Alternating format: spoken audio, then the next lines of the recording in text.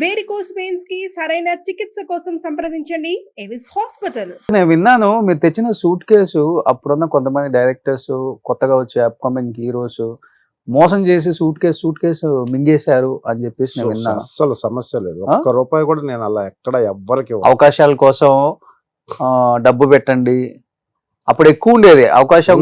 కావాలంటే డబ్బు ఇవ్వాలి మనం. అవునవును. ఇప్పుడు డబ్బు తీసుకుంటున్నాం కానీ మీ టైంలో అంతా డబ్బు ఇవ్వాలి, ఎదురు ఇవ్వాలి. ఇప్పుడు కూడా ఉంది, ఇప్పుడు కూడా ఉంది, ఇప్పుడు ఇంకా ఎక్కువ ఉంది అది.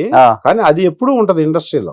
ఎందుకంటే ఈ క్రియేటివ్ ఫీల్డ్ లో ఇది ఓషన్, ఇది దీంట్లో ఒక లిమిటేషన్ లేకుండా వస్తుంటారు కాబట్టి మోసపోయేవాళ్ళు మోసం చేస్తుంటారు, మోసపోయేవాళ్ళు ఉన్నంత వరకు మోసం చేసేవాళ్ళు ఉంటారు.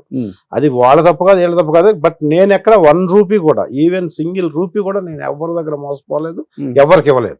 మరి స్కూల్ మీద వచ్చిన డబ్బులన్నీ తీసుకొచ్చారు, మరి ఏం చేసేసారు ఇక్కడ హైదరాబాద్ లో? మరి నేను తెద్దాం అనుకున్నారా? లేదు, నేను తెచ్చింది పెద్ద అమౌంట్ కదా, అప్పుడు 10-12 లక్షలు తెచ్చాను. పెద్ద అమౌంట్ కదా అప్పుడు. అవును. అప్పుడు నేను ఈ మెయింటెనెన్స్ కి వాటికి ఇటుకి పోగా నేను వేరే సైట్లు తీసుకున్నాను. అప్పుడే ఇండస్ట్రీకి రాకముందే నేను ఒక సైట్ కొన్నాను, ఆ సైట్కి ఆ డబ్బులు పెట్టాను. తెలుసు, నాకు అర్థమైపోయింది ఇది ఇంకా నేను యాక్టర్ అవ్వటం అనేది ఇది ఇంపాసిబుల్. ఇది అయితే నేను అప్పటికి మ్యారీడ్. నేను ఎలాగో సిటీకి వచ్చాను కాబట్టి సిటీలో లైఫ్ లీడ్ చేయాలంటే మనకు ఓన్ హౌస్ ఉండటం కోసం ఏం చేయాలి అని అప్పుడే ఆలోచించి అప్పుడే నేను కుకుట్పల్లి హౌసింగ్ బోర్డులో ఇప్పుడు ఫోరం మాల్ ఉన్న దాని బ్యాక్ సైడ్ నేను అప్పుడే సైట్ తీసుకున్నాను. ఓకే. సైట్ పెద్ద 5 ఫ్లోర్స్ ఇల్లు మీదేనా?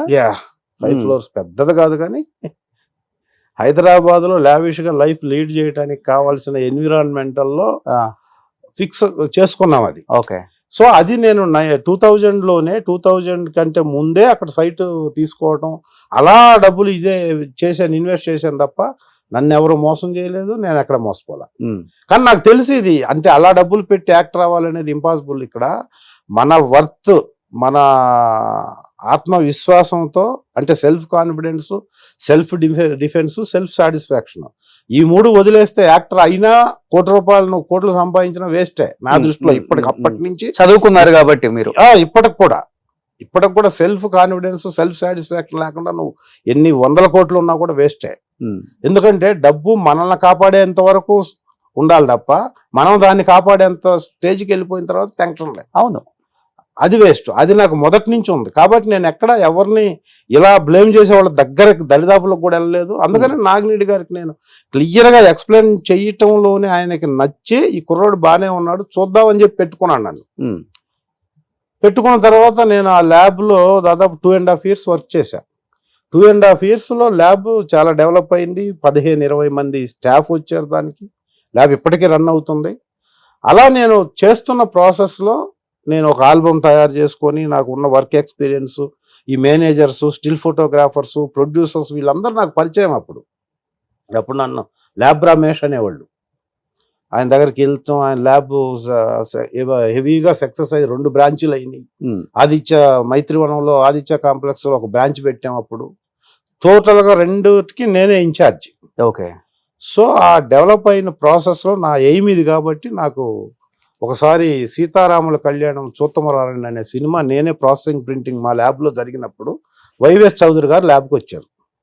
వైవిఎస్ చౌదరి దగ్గర రాజా అని ఒక స్టిల్ ఫోటోగ్రాఫర్ ఉంటారు. ఆయన నాకు అప్పుడు బాగా క్లోజ్, అందరూ క్లోజు, ఆయన ఎక్కువ క్లోజ్ అనమాట. సో ఆయన పట్టుకొని వైవిఎస్ చౌదరి గారికి పరిచయం చేయించిన తర్వాత ఆయన అప్పుడు 2వ సినిమాకి ప్లాన్ చేస్తున్నాడు, సీతారామరాజు. 98 సెప్టెంబర్ 13వ తేదీ స్టార్ట్ అయింది అది. ఆ సినిమాలో నాగార్జున హరికృష్ణ గారి ఇంట్లో ఒక 5-6 మంది కుర్రోళ్ళు ఉంటారు. దాంట్లో ఇతను ఎక్స్పీరియన్స్ బాగా టెస్ట్ చేశారు. నన్ను ఒక వీడియో పెట్టి వీడియో షూట్ చేసి ఇవ్వచ్చు మనం అని చెప్పి కన్ఫామ్ చేసి, ఒక 40 days ఉంటుంది నీకు మొత్తం సినిమాలో, మరి జాబ్ని ఏం చేస్తావంటే మళ్ళీ నాగిరెడ్డి గారి దగ్గర కూర్చొని ఇది ఫుల్ స్వింగ్లో ఉంది ల్యాబ్, నేను మానేస్తున్నాను సార్ అని చెప్తే, ఎందుకు ఏంటంటే ఆయన దగ్గర మళ్ళీ క్లారిఫికేషన్ తీసుకొని ఇంట్లో కూడా చెప్పి నువ్వు డెసిషన్ తీసుకో. అప్పటికి ఎంత నా శాలరీ 25,000. 2.5 years నేను 25,000 వెహికల్, ఒక స్కూటర్, నాకు పెట్రోలు, హౌస్ రెంట్ ఇదంతా కంపెనీ బేర్ చేసే స్టేజ్కి వచ్చింది ల్యాబ్. చాలా బాగా చూసేవాడు నన్ను ఆయన. సో ఆ స్టేజ్లో వెళ్ళి మళ్ళా సార్ ఏంటి నాకు ఇట్లా అవకాశం వచ్చింది, నన్ను ఏం చేయమంటారు అంటే ఆయన చాలా జెన్యున్గా ఒకప్పుడు మొబైల్ లింక్ అని ఒక పేజీ ఉండేది. సెల్ ఫోన్లు అప్పుడప్పుడే వస్తున్నాయి. సెల్ ఫోన్లు కొనే స్టేజ్ ఉందో లేదో తెలియకుండా సెల్ ఫోన్ కొని అంత ఇన్వెస్ట్ చేయడం కష్టం అని చెప్పి ఫస్ట్ నన్ను సినిమా ఇండస్ట్రీకి ఫస్ట్ నా 1998 సెప్టెంబర్ 13 షూట్కి వెళ్ళే ముందు రోజు మొబైల్ లింక్ పేజర్ కొనిచ్చి ఇది పెట్టుకొని ఇంట్లో ఎక్కడో ఫోన్ ఉంటే కాదు, సినిమా వాళ్ళు ఎప్పుడంటే అప్పుడు ఫోన్ చేస్తుంటారు, కమ్యూనికేషన్ ఉండాలని ఒక మొబైల్ లింక్ పేజర్ కొనిచ్చి 2500 పెట్టి నన్ను షూట్కి పంపించాడు ఆయన. ఇప్పటికి అదే బాండింగ్ ఉందా మీ ఇద్దరి మధ్య? సో మీరేమో కొంచెం ముందు అయ్యారు, ఆయన కొంచెం లేట్ గా అయ్యారు, అంతకు మించి ఏం లేదు. ఆయన కొడితే ఆ మర్యాద రామన్న సినిమాతో ఎక్కడికో వెళ్ళిపోయారు. అవును, ఆయన బ్యాకప్ వేరు. ఆయన కూడా ఇన్ ద సెన్స్ ఆయన కూడా ఫస్ట్ యాక్టర్ కావాలని వచ్చాడు. వచ్చి ప్రసాద్ ల్యాబ్ లో అలా అంచెలంచెలుగా ఎదిగి ప్రసాద్ ల్యాబ్ జనరల్ మేనేజర్ వరకు, జిఎం వరకు ఎదిగి ఆ తర్వాత ఆయన అంబిషన్ యాక్టర్ కావాలి, యాక్టర్ అయ్యాడు, తర్వాత రిటైర్డ్ అయ్యాడు. ఓకే, ఇప్పుడు ఆయన ల్యాబ్ ఉందా? లేదు, ఆయన రిటైర్డ్ అయిపోయాడు ల్యాబ్ లో నుంచి. ఓకే, ల్యాబ్ లో ఆయన జిఎం గా ఎంప్లాయ్ కదా ఆయన. ఓకే, ఆ సర్టన్ ఏజ్ అయిపోయిన తర్వాత రిటైర్డ్ అయిపోయాడు. ఇప్పుడు హ్యాపీగా ఆయన ఫిల్మ్స్ చేసుకుంటున్నాడు. అంటే బేసికల్ గా చూసుకుంటే మనం ఎక్కడ చూసుకున్నా హీరోకి వస్తుంది సినిమా అయిపోయిన తర్వాత ఆ టైటిల్ తో అల్లరి నరేష్, జయం రవి ఇలా వింటుంటాం. అలాంటిది దిల్ సినిమాతో ప్రొడ్యూసర్ కను దాంట్లో పనిచేసిన యాక్టర్ కి మారిపోయింది అనమాట. ఆయన పేరు దిల్ రాజు, మీరు దిల్ రమేష్ అయిపోయారు. కూడా ఎక్కడో నేను దిల్ నితిన్ అవుతాడు అనుకున్నారు అందరూ. నేను యాక్టర్ గా కూడా ఎన్నో ప్లేసు ఏదో ఒక చిన్న క్యారెక్టర్ అది. యాక్చువల్గా నేను చేసిన రమేష్ అనే క్యారెక్టర్ చాలా చిన్న క్యారెక్టర్, కానీ అది లక్కీగా ఆ కథలో పార్ట్ చేసి సీరియస్నెస్ అంతా క్యారెక్టర్ మీద సస్టైన్ చేసి కామెడీ అంతా రఘుబాబు మీదకి షిఫ్ట్ చేయటం వల్ల ఆ క్యారెక్టర్ పెరిగి లక్కీగా ఎక్కడో ముందు వరుసలో నుంచి ఎక్కడో ఉన్న క్యారెక్టర్ వచ్చి ఆ క్యారెక్టర్కి అంత పేరు వచ్చి అప్పుడు అనుకోకుండా దిల్ రమేష్ అని రావటం అనేది నాకు ఇప్పటికి కూడా I'm very thankful to them. V V Nayak గారు ఆ సినిమా డైరెక్టర్, మా దిల్ రాజు గారికి నేను ఏ స్టేజ్ మీద ఏ వేదిక మీద అయినా ఈ సందర్భం వచ్చినప్పుడు వాళ్ళకి నేను కృతజ్ఞతలు చెబుతూనే ఉంటాను లైఫ్ అంతా. బట్ ఎప్పుడైనా బాధపడతారా? ఎందుకంటే తెలుగు వాళ్ళు చూడటానికి బాగుంటారు, విలన్ లుక్స్, రగ్గుడ్ లుక్ ఉంటుంది, వాయిస్ బాగుంటుంది. తెలుగులో ఇన్ని సినిమాలు చేసినప్పుడు కూడా ఏదో ఒక సినిమాలో విలన్ గా కాకుండా ఎప్పుడు ఆ విలన్ వెనకున్న ఆ బ్యాచ్ లో ఇంకొక విలన్ గా కనిపించాల్సి వస్తుంది. ఎన్నాళ్ళు ఇది అని అనిపించిన రోజులు ఉన్నాయా అన్న? ఫిల్మ్ ఇండస్ట్రీకి సంబంధం మీరు అన్నారు, ఏ బ్యాక్గ్రౌండ్ లేకుండా ఎక్కడి నుంచో యాక్ట్ చేయాలని వచ్చి అది ఫస్ట్ స్టెప్. ఆ ఫస్ట్ స్టెప్. సెకండ్ స్టెప్ లో ఆల్రెడీ మనం వచ్చేసాం 26 years గా సర్వైవల్ తీసుకొని ఇక్కడ ఇదే ప్రొఫెషన్ లో లైఫ్ స్టైల్ లీడ్ చేస్తూ ఉండటం అనేది కళామ తల్లి ఇచ్చిన అదృష్టం ఒక రకంగా. First point. ఎందుకంటే ఇంత టైం సస్టైనబిలిటీ ఉండాలంటే చాలా కాన్ఫిడెన్స్, మనకు చాలా ఫ్రెండ్ సర్కిల్, చాలా డెడికేషన్, సిన్సియారిటీ ఇవన్నీ ఉండాలి మనకి. సో ఉన్న తర్వాత కూడా ఎందుకు రాలేదు నాకు అనేది ఉంటది. ఎందుకు రావట్లేదు అంటే ఎందుకు అడిగానండి ఈ క్వశ్చన్. సినిమా ఉన్నంత కాలం, సినిమా బతికున్నంత కాలం అందరు మారొచ్చామో గానీ హీరో, హీరోయిన్, విలన్ ఈ మూడు మారవు. అందుకని ఆ మూడు ఉన్నన్ని రోజులు మీరు ఉంటాం. ఉండటం వేరు. ఒక స్టేజ్ మీరు అన్నారు చూసారు, ఎందుకు నాకు ఫస్ట్ లీడ్ అంటే ఏదైనా ఫస్ట్ లీడ్ అనేది వస్తున్నారు వెళ్తున్నారు, ఇంతమంది వస్తున్నప్పుడు మనకి ఇచ్చేవాళ్ళు వచ్చేంత వరకు మనకు ఆ ఫస్ట్ లేయర్ లో ఒక క్యారెక్టర్ ఆర్టిస్ట్ గా టర్న్ అయిన తర్వాత ఇప్పుడు యాత్ర ఉంది సినిమా, నాకు సంబంధం లేకుండా నాకు ఒక హెవీగా ఎమోషన్, సెంటిమెంట్ ఉన్న క్యారెక్టర్ని డైరెక్టర్, ప్రొడ్యూసర్ కలిపి డిసైడ్ చేసి ఇచ్చారు. 43 రోజులు మమ్ముట్టి గారితో త్రూఅవుట్ క్యారెక్టర్ చాలా ఎమోషన్ ఉంటుంది ఆ సినిమాలో. ఆ క్యారెక్టర్ ఇచ్చారు.